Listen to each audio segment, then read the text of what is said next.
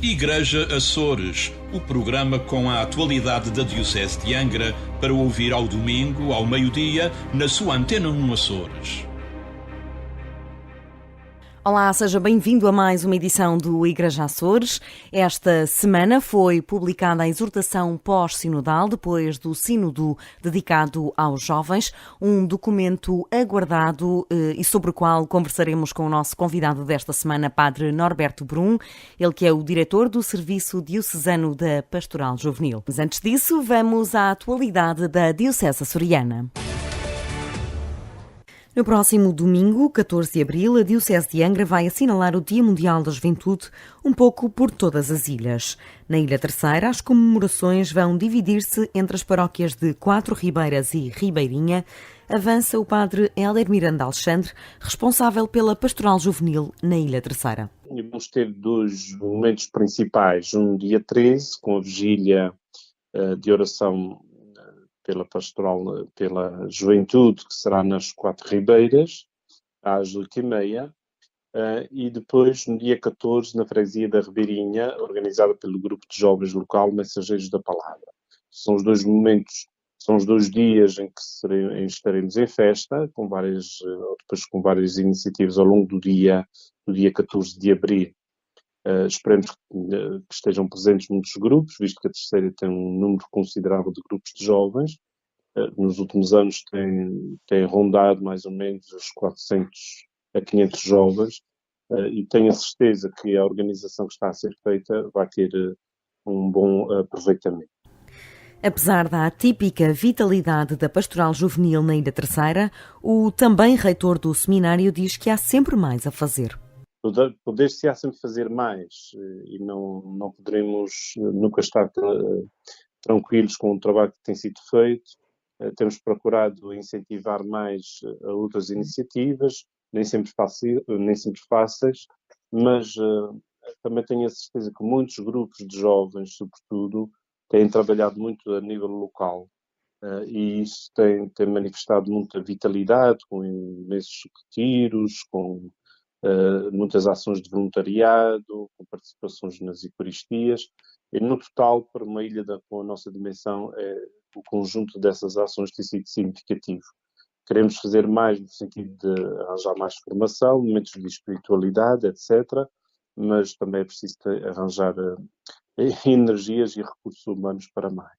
Este ano, o hino e cartaz diocesanos foram feitos por grupos de jovens da Ilha Terceira. Na Ilha do Faial, as comemorações também vão arrancar na noite de sábado, dia 13 de abril. O padre Nelson Pereira, da Pastoral Juvenil, adianta ao Igreja Açores todo o programa do Dia Mundial da Juventude na Ilha do Faial. Com a vigília do Dia Mundial da Juventude, que será com a participação dos escoteiros, pelas 20 horas, é um género de vigília com fogo de conselho. E depois, no dia do Domingo de Ramos, com as atividades a começarem pelas 15 horas, com a procissão e bênção dos ramos, a Eucaristia com os jovens da nossa ilha, e depois uma série de atividades que se dar-se-ão durante a tarde, de jogos, atividades, e que termina depois com um lanche convívio entre todos os jovens.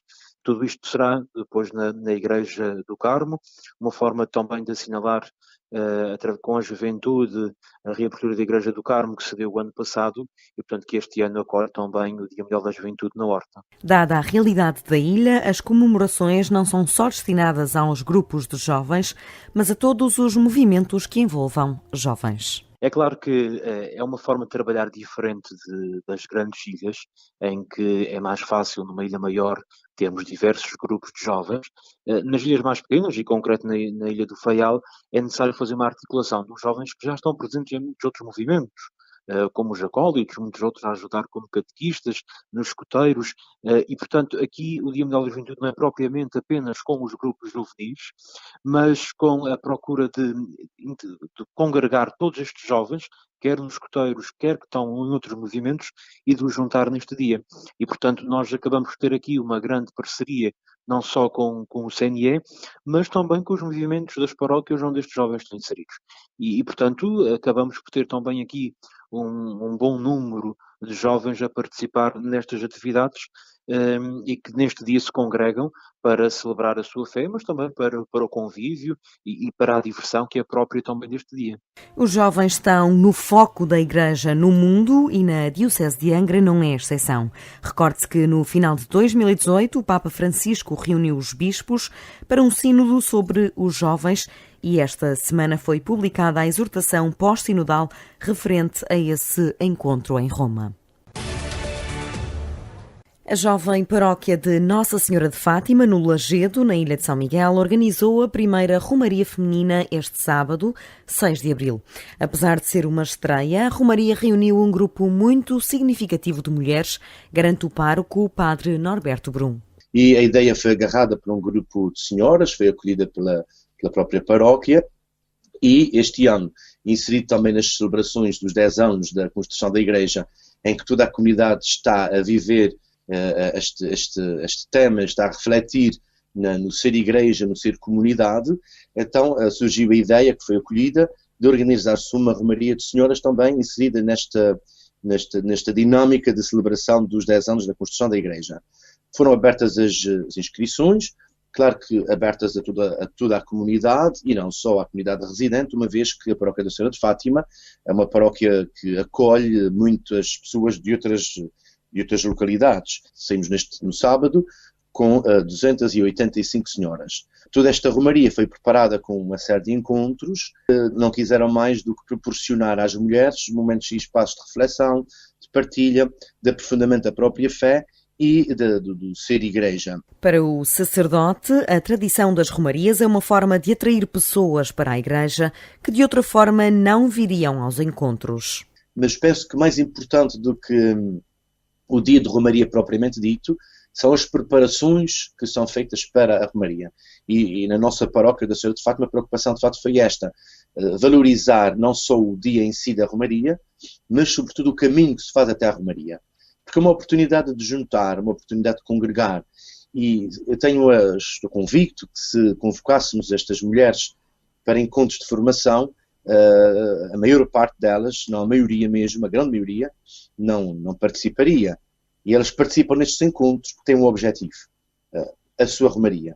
E, de facto, é uma oportunidade que podemos agarrar, recorrendo a esta forma de religiosidade popular, tradicional, de viver a fé e de viver a quaresma, é uma oportunidade que temos de deixar alguma mensagem, de partilhar algumas ideias, e, ao fim e ao cabo, é um tempo, um espaço de formação, sem dúvida. Esta romaria teve um objetivo solidário. Uma romaria que é toda simbólica, uma vez que temos 7 grupos, uma alusão aos 7 sacramentos, aos 7 dias da semana, aos 7 dons do Espírito Santo.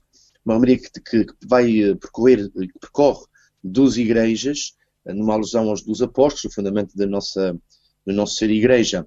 E, de facto, uma romaria também que teve e tem um cunho solidário, uma vez que vamos fazer uma recolha de fundos para a aquisição de uma cadeira de rodas elétricas para uma jovem que, de facto, necessita. A romaria arrancou com Eucaristia no sábado às 4 da manhã, na Igreja de Nossa Senhora de Fátima, e chegou depois das 18h30 a Ribarachã, um dia de caminhada no feminino. Este fim de semana, o movimento das equipas de Nossa Senhora esteve reunido no Convento da Esperança em momentos de reflexão, oração e silêncio. Os 2 dias do encontro foram orientados pelo padre Nelson Vieira e abordaram a espiritualidade mais procurada nesta época do ano. Para o casal José Benjamin e Susana Rodrigues, responsáveis pelo movimento do setor Açores Oriental, a participação foi satisfatória e o movimento está de boa saúde, mas precisa de sangue novo. Temos uma grande adesão na ordem dos 25 casais. É uma boa participação. Relativamente à saúde do movimento, nós, de facto, o movimento na região já tem mais de 50 anos. É constituída neste momento são constituídas por 9 equipas ativas, em que cada equipa tem cerca de 5 casais e um conselheiro espiritual. É um movimento que, de alguma forma, tem necessidade, de facto, de ser rejuvenescido. E esse é também um dos pilares do nosso eixo de atuação para o triênio. É, de facto, tentarmos trabalhar também e conseguirmos trabalhar com equipas mais jovens. Ainda assim, há alguns recém-casados no movimento. A faixa etária dos mais é alargada, tem uma amplitude larga. Nós temos casais abaixo dos 30, que são menos, naturalmente, mas andará, digamos, a faixa maior andará entre os 50 e os 70 anos. Também já estamos a trabalhar juntamente com o movimento das equipas de jovens, que são jovens na fase da adolescência, e já existe uma equipa também em São Miguel, que não existia, que está a ser acompanhada pelo Sr. Padre Hélio, e digamos, estamos também a fazer um grande esforço, porque é muito importante também a inclusão dos mais jovens. O encontro teve como tema Permanecei em mim e eu permanecerei em vós, Cristo, origem, conteúdo e meta da fé. A noite de sexta-feira culminou com uma vigília na Capela do Senhor Santo Cristo e o encontro encerrou depois da Eucaristia das 16h30 no passado sábado, dia 6 de abril. É nosso convidado desta edição do Igreja Açores, o Padre Norberto Brum, ele que é o diretor do Serviço Diocesano da Pastoral Juvenil e que está à conversa connosco por dois aspectos essenciais: a aproximação do Domingo de Ramos e do Dia Mundial da Juventude, que será assinalado por toda a Diocese no próximo domingo, no próximo fim de semana. Também a exortação pós-sinodal com o título Cristo Vivo, que foi publicada na última terça-feira, um documento do Papa Francisco. Começamos a nossa conversa por aí. Padre Norberto, boa tarde, obrigada por estar connosco no Igreja Açores. Boas tardes. Este Cristo vive em 9 capítulos. O que é que se destaca essencialmente deste documento? Boa tarde, obrigado pelo convite. É sempre bom partilharmos aquilo que é a nossa fé, aquilo que é o nosso ser igreja e, sobretudo, esta caminhada que vimos a fazer, não só durante o sínodo, mas até ao sínodo, mas, sobretudo, esta caminhada que queremos agora empreender pós-sínodo e a partir, sobretudo, desta exortação apostólica do Papa Francisco, tendo também já no horizonte a Jornada Mundial da Juventude a realizar em 2022 em Lisboa, aqui em Portugal, que é uma bênção de Deus. Esta exortação do Papa Francisco, Cristo Vivo, é uma novidade, e é uma novidade que não tem novidade, podemos dizer.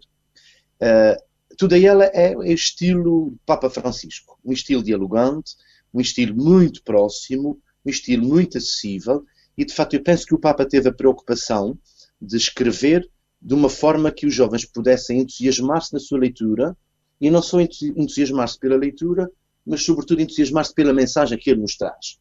E é bonito vermos o percurso que o Papa Francisco faz ao longo de toda esta exortação.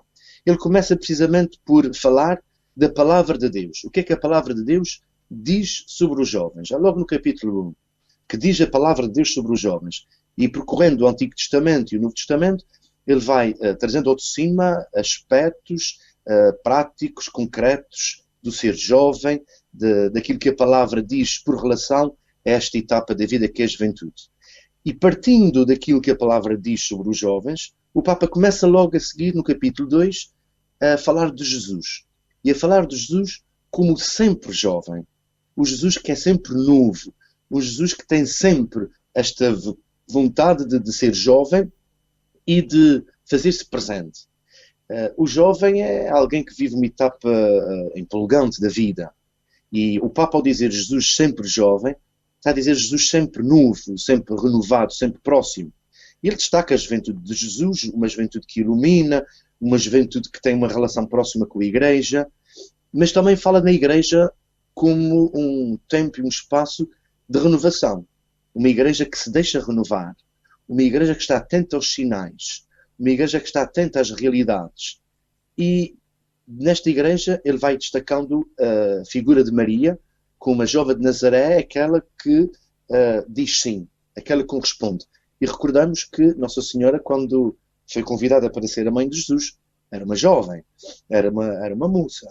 E daí ele pega neste modelo, neste exemplo de Maria, para transpor para a vida concreta dos jovens e da Igreja, convocando já, numa primeira fase, à vida de santidade por parte dos jovens. Sermos jovens santos. E partindo desta juventude, desta igreja que se renova, o Papa, no capítulo 3, que é fantástico, fala-nos dos jovens como o agora de Deus. Os jovens como o agora de Deus, como sinais de Deus, neste mundo agora. E parte daquilo que é positivo. Parte daquilo que é bom, daquilo que é lindo, daquilo que é bonito a nível da juventude.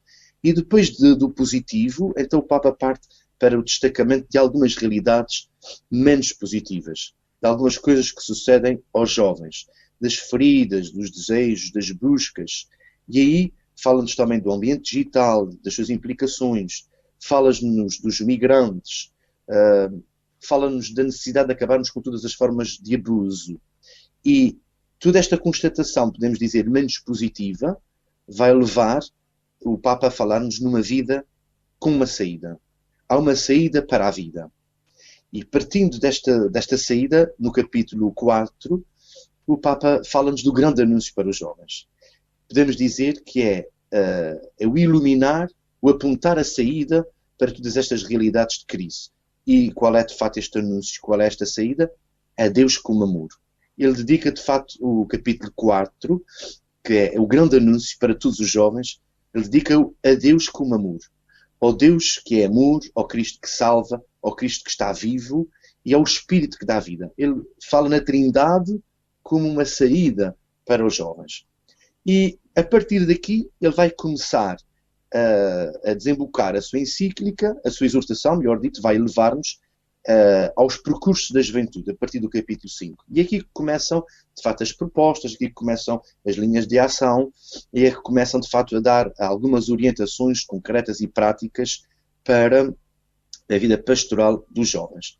E ele fala-nos nos percursos da juventude, os caminhos que os jovens têm de trilhar, como o tempo de sonhos, o tempo das opções, como o tempo da vontade de experimentar, de viver, e aí refere à amizade com Cristo, a necessidade de crescimento, de amadurecimento, a fraternidade, o compromisso, e fala-nos nos jovens como missionários, e missionários com audácia. Aliás, esta exortação apostólica eu não tenho qualquer receio em caracterizá-lo, é um hino à coragem, à audácia dos jovens. E é, ao mesmo tempo, um desafio aos jovens não se sentirem acomodados, aos jovens não se sentirem inibidos por aquilo que o Papa também condena nesta exortação, por aquilo que sejam as falhas, os erros da Igreja por relação aos jovens. E o Papa vai continuando o seu caminho, apresentando a juventude no capítulo 6 como raízes, os jovens com raízes, os jovens que precisam de alicerçar-se. E aí a relação com os outros, a relação com o mundo, a relação com os idosos, com os mais velhos, e este arriscar juntos. O Papa convida a arriscar juntos. E então, a nível muito prático, o capítulo 7 é, de fato, o capítulo que o Papa dedica à pastoral dos jovens. E começa precisamente pela realidade sinodal.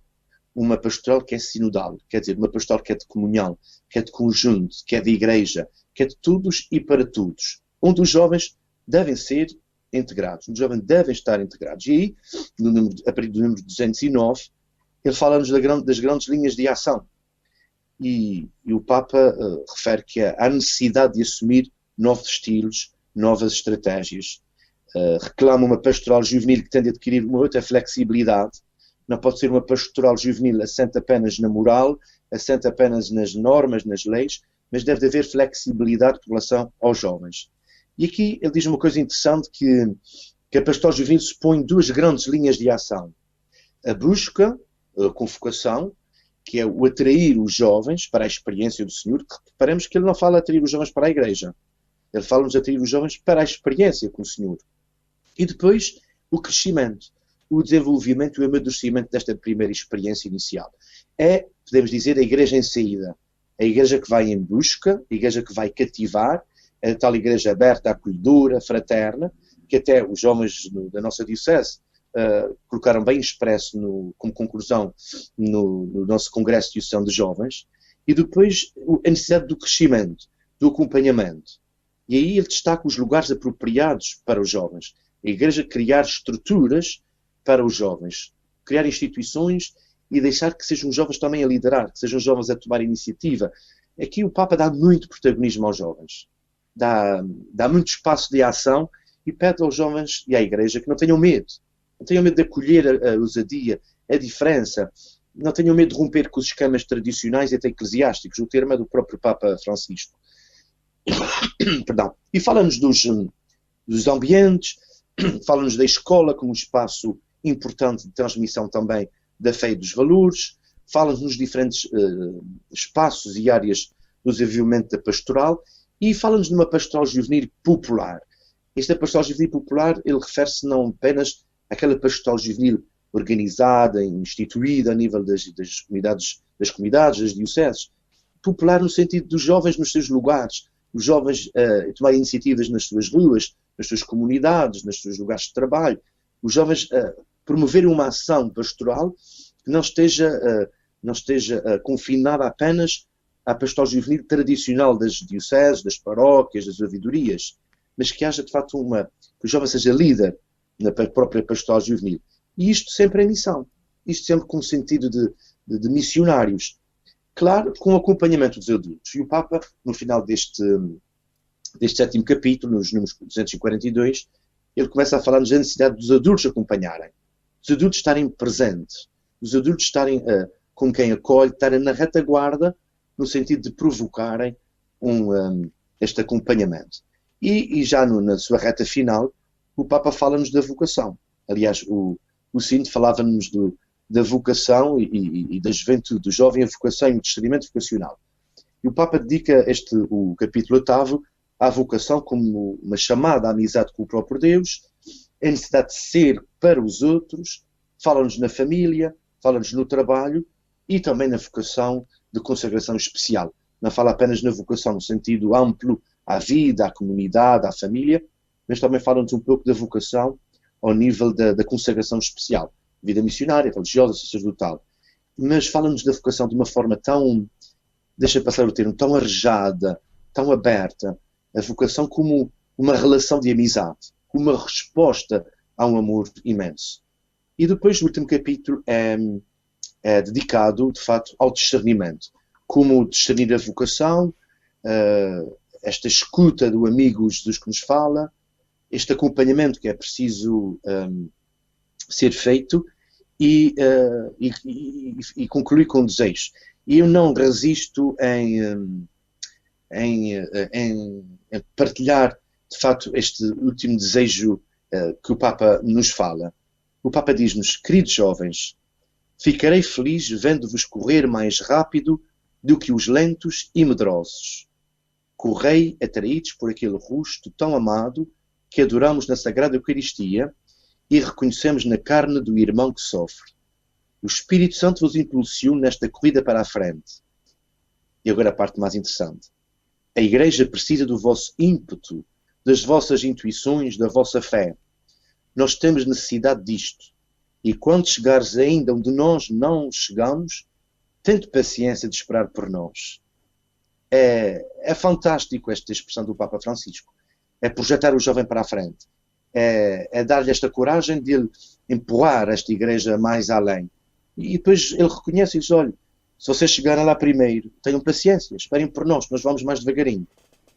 E esta exortação apostólica é, de facto, também da parte do Papa, o admitir que a Igreja tem cometido falhas na relação com as gerações mais novas. E pede a todos uma abertura maior e respostas diferentes. Ele defende que há que haver novos estilos, novas estratégias, e vai repetir aquilo que já disse na alegria do Evangelho, que deem protagonismo aos mais novos em todos os campos. Não tenham medo de dar protagonismo aos jovens.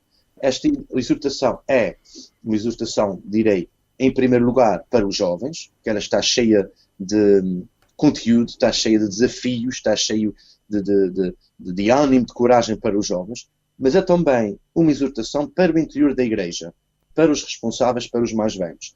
Na medida em que nos fala da própria juventude, mas sobretudo aponta-nos para a necessidade da Igreja como instituição, a Igreja como povo de Deus, a Igreja mais jovem, menos jovem, aliás, a Igreja dos mais adultos, ser capaz de acompanhá-los, ser capaz de dar protagonismo Mas, sobretudo, há aqui um apelo do Papa, a não ter medo da juventude, a não ter medo da novidade, a não ter medo de rompermos com os esquemas tradicionais, a não termos medo de sermos ousados no Evangelho. É, de facto, uma delícia poder esta exortação do Papa Francisco. É um documento muito fácil de leitura, é um documento acessível, mas, sobretudo, e julgo que de todos os documentos que o Papa Francisco já publicou, este é um documento muito ousado, direi até um documento muito à frente e muito para a frente. Não é um documento que puxa, um documento que convoca. É um documento que certamente os jovens não ficarão indiferentes, porque ele é tão próximo, um estilo tão dialogante, que de facto é impossível não resistirmos à sua leitura, mas sobretudo à reflexão, ao aprofundamento e ao dizermos, esta de facto é a nossa hora. Eu penso que esta exortação apostólica é o do Papa a dizermos, esta é a hora. Esta é a hora dos jovens, esta é a hora da mudança, esta é a hora de darmos um salto qualitativo. E, de facto, nós temos, como igreja e como diocese, temos que aproveitar esta embalagem, temos que aproveitar este comboio. Passou a primeira carruagem da preparação do sínodo, passou a carruagem do sínodo, agora temos a carruagem desta exortação. Vamos ter este tempo de preparação para a Jornada Mundial da Juventude. Teremos a Jornada Mundial da Juventude. Eu penso que este é um momento de graça para a Igreja, mas em particular para a Igreja de Portugal. Este é um momento-chave. Este é um momento que o Espírito está-nos a dizer que é agora que a gente tem que agarrar. O futuro começa já.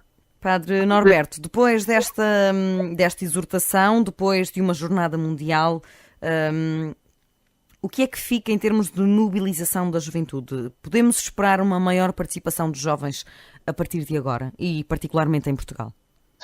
Os jovens não se mobilizam só por si mesmos, os jovens precisam de incentivos, os jovens precisam de alguém, o Papa refere isto na exortação, de adultos que os acompanham. Os jovens precisam também, da parte da Igreja, um estímulo. Os jovens precisam da parte institucional, diremos assim, de uma convocação, de uma provocação. Porque este documento vai chegar aos jovens e chegará também pela mão das paróquias, também pela mão dos grupos, pela mão dos movimentos, pela mão dos mais velhos. Por isso, eu penso que, em primeiro lugar, há que fazer chegar esta exortação à mão dos jovens. Há que fazê-los chegar a eles para que eles leiam, para que eles reflitam. Eu penso que isto terá de ser um documento de trabalho, de estudo, a partir de agora, nos diversos grupos de jovens, nas diversas formações, e como Serviço de Diocesano da Pastoral Juvenil, nós estamos a encerrar já as primeiras jornadas diocesanas de juventude, e já estamos, a partir desta exortação, e aliás já era esta a nossa ideia, a partir daqui vamos organizar encontros, vamos organizar alguns trabalhos, de forma a que este documento seja acessível a todos, esteja nas mãos de todos. Fazer uma campanha deste documento, mas também promover a sua reflexão. Não pode ficar só assim, o Papa escreveu, é tudo muito bonito, os responsáveis leram e ficou assim na gaveta. Não pode ser. Portanto, a grande mobilização, em primeiro lugar, terá de ser da Igreja como instituição, dos padres, dos bispos, dos responsáveis dos movimentos e dos próprios movimentos. Mobilizarem-se no sentido de aproximarem esta exortação dos jovens e, a partir das exigências que ela nos traz, partindo dos desafios, começar de facto a dar este protagonismo. E não termos medo de começar a criar líderes jovens, jovens que sejam capazes de mobilizar outros jovens. Aliás, isto tem sido a tónica nas nossas jornadas diocesanas. O jovem evangeliza o outro jovem. O jovem tenta-se assumir como igreja, para que esta igreja chegue aos outros. Pronto, uma primeira mobilização, na minha ótica, a partir de dentro, dos que já estamos. Mobilizar os que já estamos e depois tentar chegar aos outros. Claro que a Jornada Mundial da Juventude será um grande momento de convocação, será um grande momento de celebração. Mas não podemos escutar tudo na Jornada Mundial da Juventude. Não é só arranjar jovens ou convocar jovens para irem à jornada. É preciso convocar jovens para irem à jornada, sim senhor, mas fazer um percurso que leve até estas jornadas. Fazer um percurso que os leve a integrar as comunidades. Fazer um percurso já para que eles sintam esta igreja viva, onde estão, na sua comunidade, na sua paróquia, no seu lugar de trabalho, na sua escola, nas suas diversas realidades. Começar a convocar para aqui e agora. Claro que o objetivo também é a Jornada Mundial da Juventude, mas não podemos afunilar tudo na Jornada Mundial da Juventude e depois da jornada, tipo foguete da festa, estalou, foi muito bonito, mas já passou. Não. Tem que haver um caminho E um caminho, o Papa fala aqui no aberar, no convocar, mas também no amadurecer. Criar amadurecimento. Há um processo lento, calmo, que deve ser sereno, respeitando, e aliás o Papa fala-nos nisso, respeitando o ritmo dos jovens, respeitando as suas características específicas, respeitando os seus desejos, as suas vontades, e irmos fazendo este percurso com serenidade, com calma, mas sobretudo a partir das atitudes que ele nos fala ali, do acolhimento, do não ter medo, da escuta, do testemunho.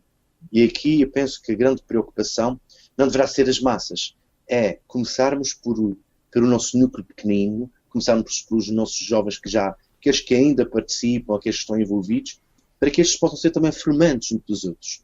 Uma atitude de total abertura. E eu penso que os jovens, quando têm um bom estímulo, os jovens quando são, deixa passar o termo, quando são verdadeiramente picados, eles vão. Quando eles são desafiados, eles aceitam o desafio. Agora, não é só desafiar. É preciso desafiar e dar-lhes oportunidade, dar-lhes protagonismo. Mesmo que eles rompem com os esquemas tradicionais eclesiásticos. O Papa usa essa expressão na exortação. Mesmo que eles rompam com aquilo que é tradicional.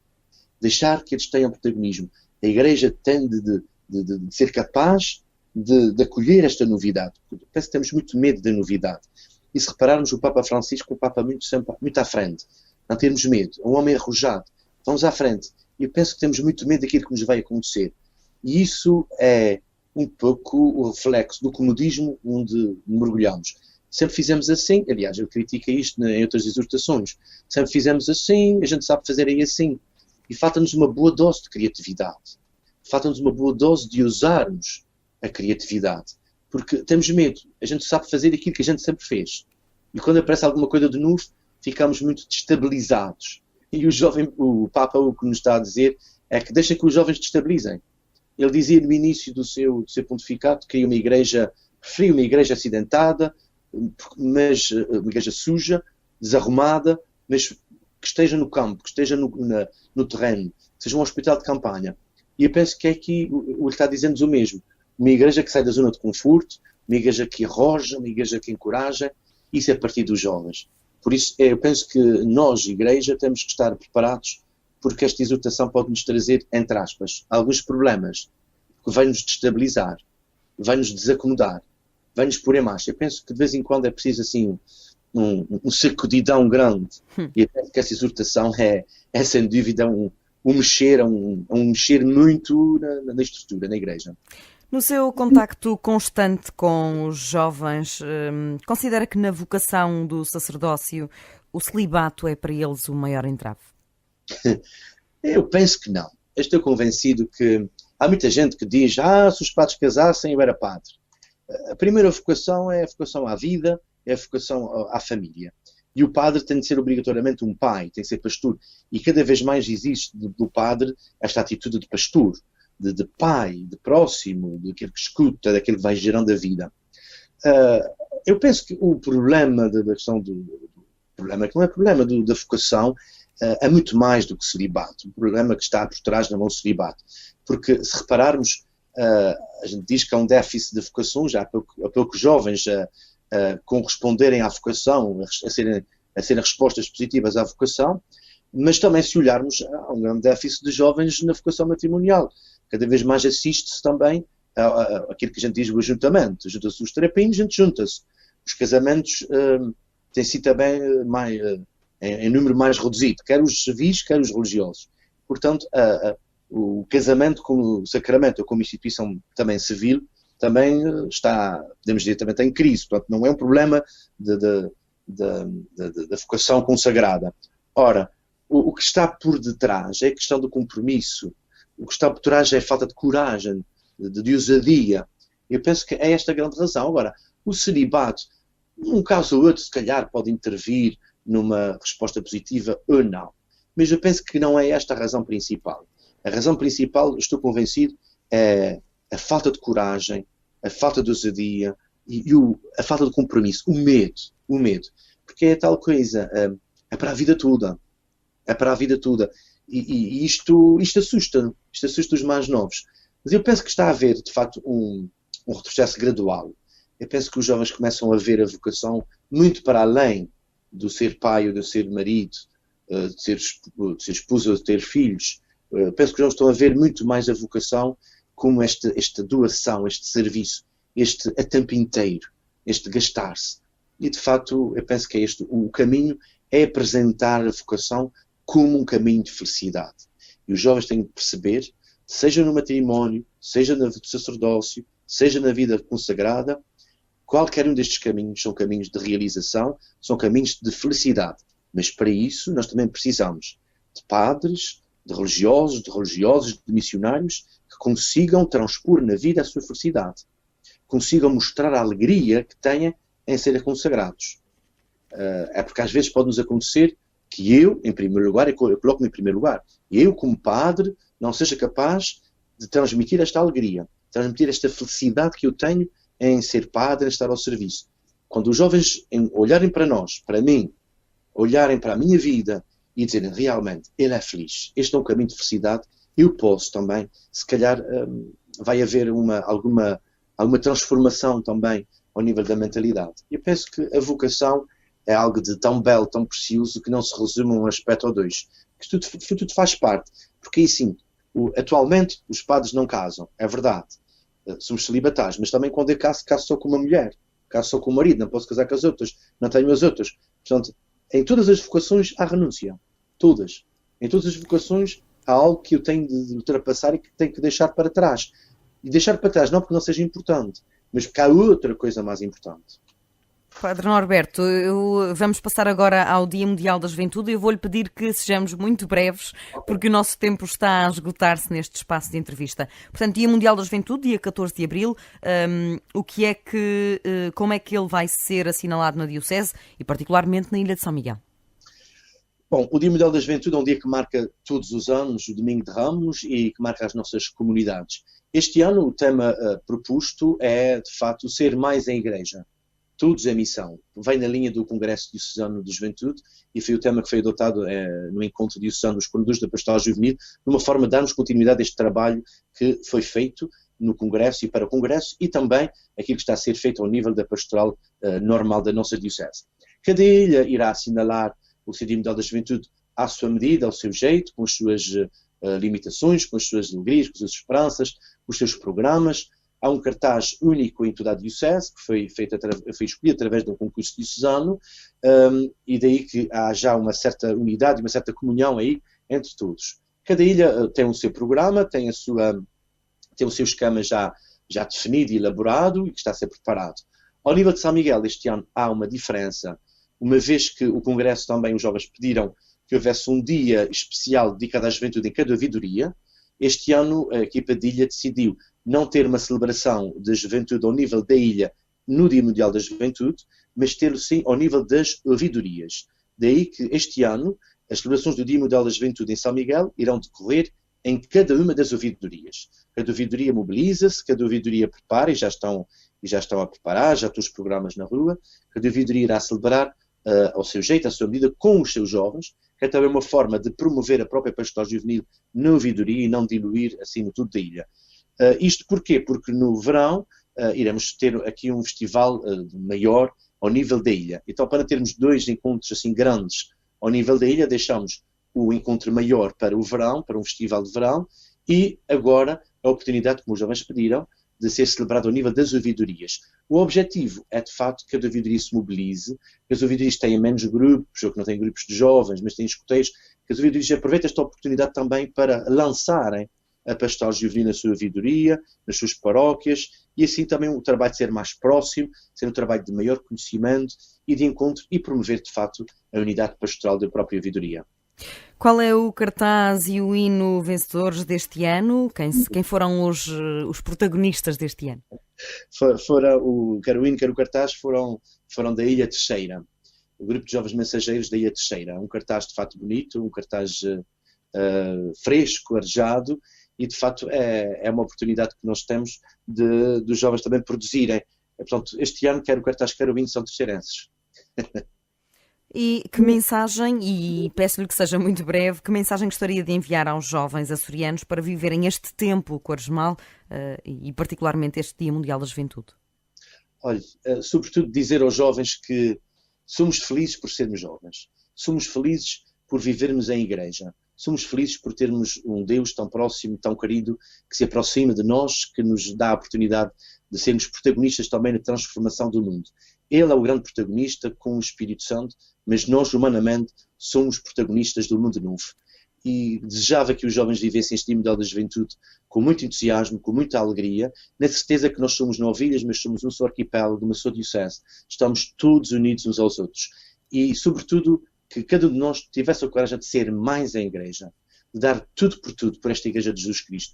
Não é darmos tudo por tudo pelos padres, pelas paróquias, mas darmos tudo por tudo pela igreja, pelo comum da igreja, que é povo de Deus, que é una, santa, católica, que é apostólica, que é chamada a ser sinal do reino de Deus. E, sobretudo, o grande desafio, termino, é que não tenhamos medo de ser jovens, não tenhamos medo de usar a diferença e sejamos provocadores. Sejamos estes que vão à frente a puxar este barco, a puxar este carro grande que é a igreja, a puxar este povo, porque nós precisamos de alguém com força para levar à frente a Bom Porto este povo de Deus. A igreja conta com todos, nós contamos com os jovens e, sobretudo, sejamos jovens felizes neste tempo que é agora o nosso. Muito obrigada, Padre Norberto Brum. Nós regressamos na próxima semana com mais um convidado e com mais atualidade da Diocese de Angra. Igreja Açores, o programa com a atualidade da Diocese de Angra para ouvir ao domingo, ao meio-dia, na sua Antena 1 Açores.